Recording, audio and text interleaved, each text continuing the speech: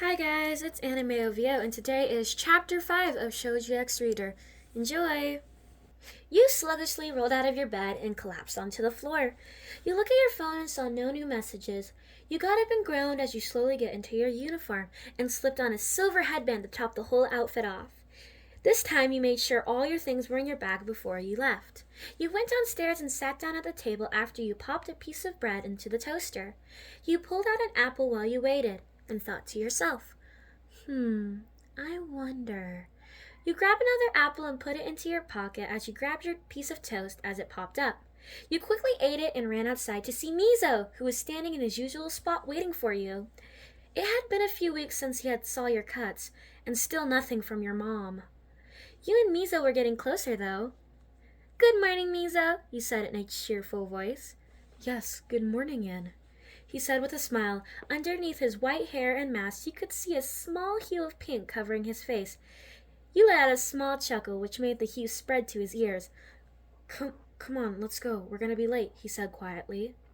You two were walking when you saw a police car near the grocery store, in an alleyway, but you had no time to check it out.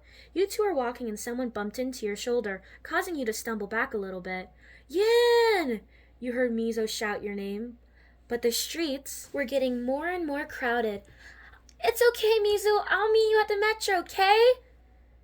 You knew he would be fine. You had memorized the way, and you both were going to the same place. "Yeah, all right," you heard a faint voice, and began walking. You felt a hand clutch on your neck, but only with 4 fingers. "Hello, Yin," a raspy voice said. You slightly turned your head to see a man with a black hoodie. The hood was pulled up, and blue locks of hair falling in front of his face. What do you want from me?" you asked quietly, not wanting to make a scene. "Do you know where I can find Izuku Midoriya?" You tensed up. You and Katsuki Bakugo had become friends, or whatever, and he had really hated that little green-haired boy. You thought he was nice and would make a great hero someday. You knew the man didn't have good intentions, so you refused to tell him. No, I'm not sure." His grip tightened. "Are you sure?" You nodded your head, and he let you go before he had left. He turned around and spoke. "I'll figure out if you're lying. There will be consequences," he said. Before you could say anything, he had disappeared into the large crowd of people. You continued your way to school, barely catching the metro. "Hey, Yin, are you okay?" You looked up and saw Mizo. He had a worried look on his face. "Yeah, I'm fine," you lied. You weren't sure if you should tell anyone. What if they hurt you, or your mother, or Shoji? You couldn't let that happen. After the metro ride was over, you two stepped off the train and began walking. About halfway there, you heard loud explosions coming from behind you, and out of nowhere, "Yin!" You jumped at his loud voice. What the hell, Katsuki? What? You were cut off by his voice.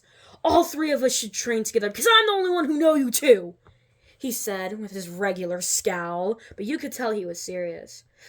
"Bakugo, why would you want to train with Yin and I?" Shoji looked perplexed. You looked back at the hot-headed blonde for an answer. "I already said why, damn it! Are you guys deaf or something?" You let out a snort for a laugh, and as usual, Shoji's face went from skin color, no, bright red. You covered your mouth and sighed. Katsuki rolled his eyes. "'Cause you two are the only people I actually know the names and quirks of." That seemed reasonable to you. "Okay, I'm down," you said. "Shoji?" Mizo was still bright red, but he nodded. "All right, 6 p.m. at the park." Katsuki spoke in his regular angry voice and walked off. You looked at Mizu, who shrugged. You both continued to walk to UA. And once you got there, you both immediately went to class and took your seats. Before class started, Tokeyame approached your desk. He was another one of your close friends. You met him through Shoji. You two almost immediately got along. You talked about the homework, school, random stuff friends talk about.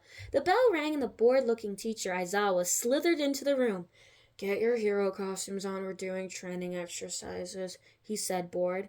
You got excited. You loved your hero costume because you took the molecules that were already in the object. You didn't use any of your energy unless you wanted to make something bigger.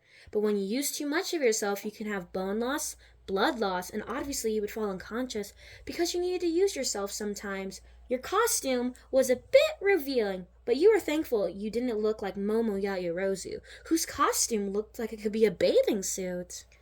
All the boys were staring at you, especially Mizo, who was bright red from head to toe. You rolled your eyes and awkwardly walked to the corner where nobody was. Everyone else stood there, and just happened a brunette walked over to you. Ochako Uraraka! Hey, Yin, right? I really like your costume. She had a large smile on her face and grabbed your gloved hand. Oh, thank you. It's a little tight, though. I like yours, too, you replied. Aw, thanks. Mine is also a little tight. I guess we should have been a little more specific, she awkwardly said, rubbing the back of her neck. Hinata, you had talked to Ochako before, but you had never really got to know her. You two talked for a while, and she said there had already been a training exercise before this. That there was a second time. Apparently, Izuku was beat to a pulp by Katsuki. Hey, you know Bakugo, right? She asked. Oh, yeah, why? Do you know why he's so mean to Deku? She asked. Who's Deku? You asked, confused. Oh, right. Deku's Izuku's name. Katsuki gave it to him, but now it's his hero name. Oh. No, I'm not sure. Maybe it's some grudge or something. Ochako nodded. Just then, All Might walked into the room and walked to the group, and it started explaining the rules. Time skip after picking the teams. You had ended up with Eijiro Kirishima, the redhead guy. You two are the villains, and Momo Yaoyorozu and Katsuki Bakugo as the heroes. You looked around to find Kirishima, and you saw him standing next to Bakugo. You walked over to Kirishima as Katsuki went to go find Yaoyorozu. Hi, Kirishima. He spun around to see who had called his name, and he saw you. He waved and said, Hi, Ian. You can call me Eijiro if you want. You nodded your head and immediately started talking about strategy, which he agreed to. You guys planned to only attack if they attack, so they'll most likely be confused, and that will stun them, while Kirishima will take the hits. Meanwhile, you'll sneak up and tie them both up. You guys weren't sure if this was gonna work, but it was worth a try. Mizo ended up getting paired as a hero with Todoroki, and the villains were Asui and the pervert Mineta. You gave him a thumbs up, which he returned, and once it was your guys' turn, you took a deep breath. Katsuki showed no mercy, and Yaoyorozu was insanely smart, but so were you. I hope you guys enjoyed Chapter 5 of Shoji X Reader. Sorry this was a little late. I had gotten sick last month, so I was unable to record this episode. So here it is now. I hope you guys enjoyed. I will see you guys in Chapter 6. Bye, guys!